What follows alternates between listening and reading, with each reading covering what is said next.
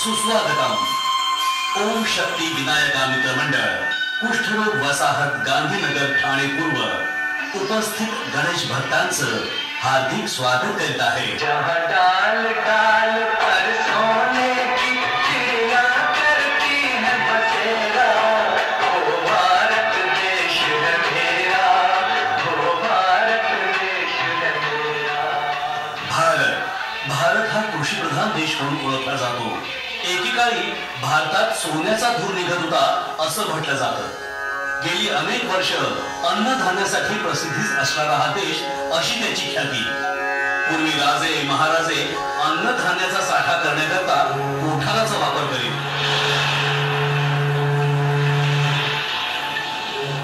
200 वर्षांपूर्वी इंग्रज सागरी मार्गाने व्यापारासाठी भारतात आले.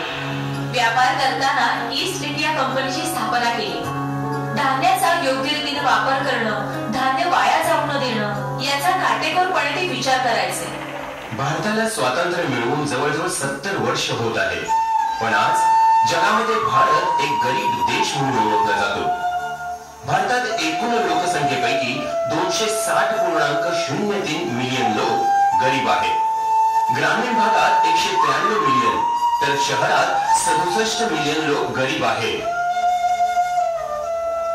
आपल्या भारताचे धान्याचे उत्पन्न 58% असून त्यातील 40% धान्य वाया जाते. कुपोषणामुळे रोज 7,000 लोक उपाशी मरत आहेत.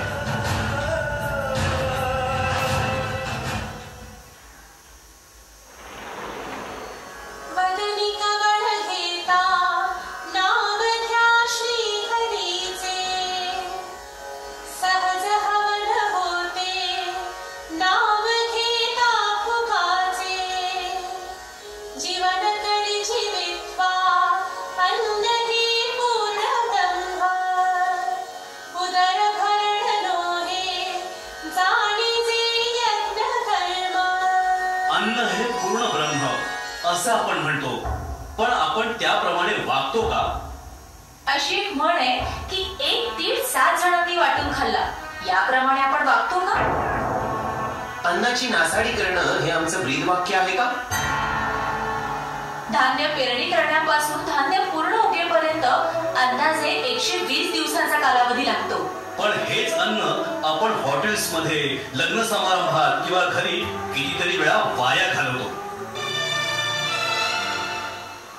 आपल्या देशात वर्षाला 58,000 कोटी रुपयाच्या धान्याचं उत्पादन होतं, पण त्यातलं आपण 40% वाया घालवतो. सकस अन्न न मिळाल्यानं, कुपोषणानं 50% मुलं कमी वजनाची आढळतात. जवळजवळ आज भारतात 20 कोटी जनता उपाशी झोपते. दिवसाला 7,000 लोक कुपोषणामुळे मरण पावतात. ग्रामीण भागात 70% महिला आणि लहान मुलं न्यूट्रिशनच्या कमीमुळे अॅनिमिया सारख्या रोगाला बळी पडतात. लहान मुलांना दूध, अंडी आवश्यक आहे, पण आपण याचा उपयोग शॅम्पू, क्रीम, पावडर यासाठी करतो.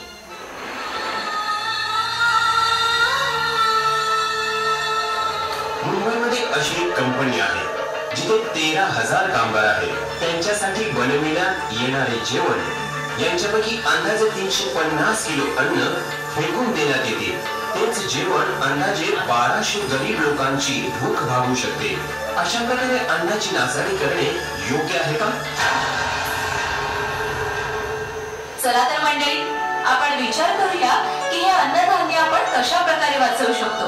मुंबईमध्ये अशी एक संस्था आहे, तिचं नाव आहे मुंबई डबावाला. यासारख्या अनेक संस्था आहेत की ज्यांच्याशी संपर्क केल्यास ते स्वतः तुमच्याकडे येऊन तुमच्याकडचं उरलेलं जेवण घेऊन गरीब लोकांपर्यंत पोहोचवतात. हा एक सेवाभावी धर्म, पुण्यकर्म नव्हे का? अन्नधान्य ठेवण्यासाठी पुरेशी धान्याची कोठारं नाहीये, त्यामुळे काही वेळा धान्य ठेवण्यात जागा नसल्यानं ती उघड्यावर ठेवली जातात. ते धान्य चोरीला जातं, उंदीर घुशींमुळे खराब होतं, तर कधी कधी अचानक पाऊस, गारपीट होऊन अन्नाची नासाडी होते.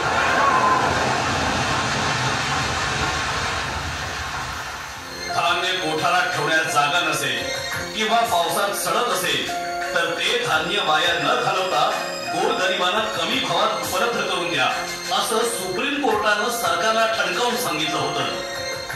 त्यासाठी आज जास्त प्रमाणात धान्य कोठारे बांधण्याची गरज आहे. महाराष्ट्राचे मुख्यमंत्री धान्य कोठारे बांधण्यासाठी 400 कोटी खर्च करणार आहे. अन्नधान्य पिकवण्यासाठी शेतकरी काबाड कष्ट करतो. त्यामुळे आपण सुद्धा अन्न वाया जाणार नाही याची काळजी घेतली पाहिजे. हवं तर एक चपाती कमी खा, पण अन्न वाचवा.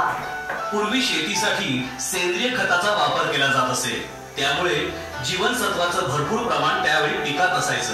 पण आता रासायनिक खतांमुळे जीवनसत्व नष्ट होऊ लागली आहेत. आता काही शेतकरी पाला पाचोळा सडवून पूर्वीप्रमाणेच सेंद्रिय खताचा वापर करू लागले आहेत. केरळ शहरात असं एक हॉटेल आहे जिथे गिराहिकाने पूर्ण अन्न न खाल्ल्यास उरलेलं अन्न एका मोठ्या फ्रीज मध्ये जमा केलं जातं आणि नंतर ते अन्न गरजू गरीब लोक घेऊन जातात. हे गणेशा, आम्हा सर्व सुज्ञ माणसांना अन्नधान्य कसे वाचवता येईल, त्याची नासाडी कशी कमी करता येईल याकरता जाण निर्माण करून दे. हीच तुझ्या चरणी विनम्र प्रार्थना.